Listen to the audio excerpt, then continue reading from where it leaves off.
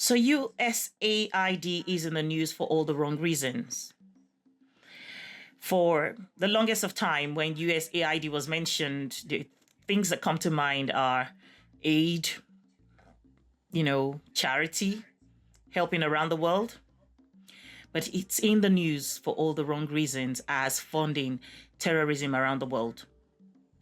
Now, it's not a new thing. It's not a novel thing to hear that the United States of America itself has been fingered or accused in the past as, funding certain level of terrorism.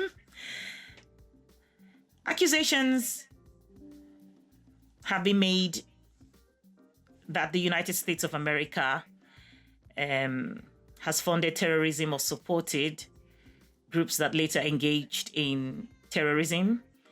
And these has been accusations that have been made for decades.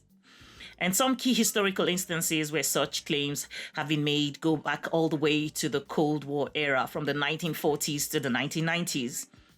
All right, so in Afghan, the Mujahideen in the 1980s, during the Soviet-Afghan War, the United States, through Operation Cyclone, was said to have provided financial and military aid to Afghan insurgents fighting the Soviet Union. Some of these fighters later became part of groups like Taliban and Al-Qaeda. And you can go to Nicaragua in the 1980s. United States supported the Contras against the Sandinista government. Some Contras were later accused of war crimes and acts of terrorism. In Iran, the Iran-Contra affair in the 1980s, also the United States secretly sold weapons to Iran despite an arms embargo. And that makes you wonder, why is the United States of America selling arms to Iran, even though there was an arms embargo on Iran? And the proceeds to fund the Contras in Nicaragua. Iran was designated a state sponsor of terrorism. What's funny is, I'm just wondering, at what point are you the good guy doing the same thing? And at what point exactly do you become the bad guy doing the same exact thing? Post-Cold War and the war on terror from 1990s until present. Al-Qaeda and Osama bin Laden in the 1990s, while the United States did not directly fund Al-Qaeda, critics, of course, argue that support for the Mujahideen indirectly helped groups that later became extremist organizations, i.e. Al-Qaeda.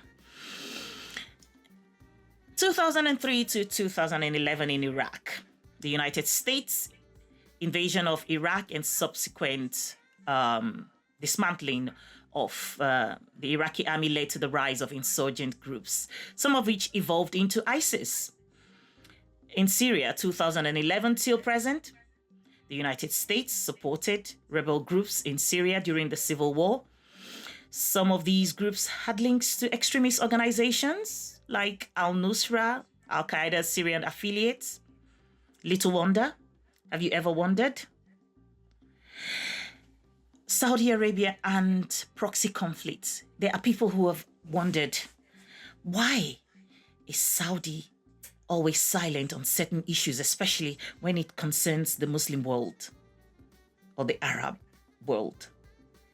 Very discombobulating, isn't it? You wonder why they don't speak up when you expect them to speak up. You wonder why they don't stand up when they're supposed to, when you expect them to stand up for certain groups of people that naturally they should be speaking up or standing up for. So the United States has been accused of indirectly supporting terrorism by arming Saudi Arabia, which has been linked to funding extremist groups in the Middle East.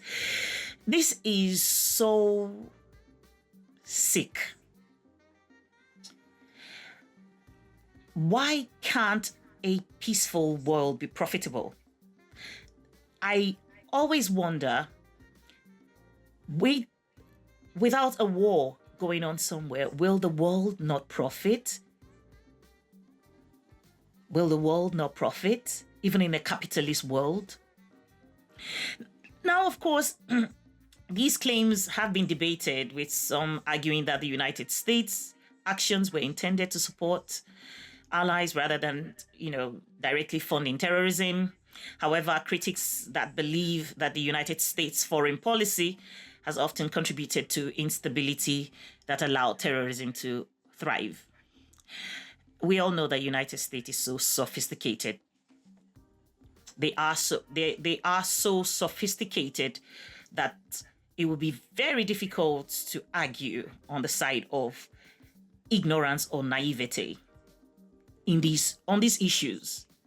They cannot say that the monies, the aid that is sent to certain countries are used for the purpose for which they put on paper that they're for. So fast forward to 2025, we have Scott Perry, a member of Congress, a United States citizen, right? A Republican representing Pennsylvania, claimed during the inaugural hearing of the subcommittee on delivering on government efficiency on Thursday. Now, government efficiency is the one that was, I think, created for Elon Musk, the billionaire, to head. And the session was titled "The War on Waste, Stamping Out the Scourge of Improper Payment and Fraud," focused on alleged misappropriations of taxpayers' funds. And of course, at the moment, President Donald Trump has suspended USAID and other aid programs, accusing them of corruption. Can you imagine that? Once upon a time, they made it look as though it's only in the so-called developing world, the so-called African countries, that it paints to be impoverished and ridden with poverty and sickness, that these so-called corruption, happens.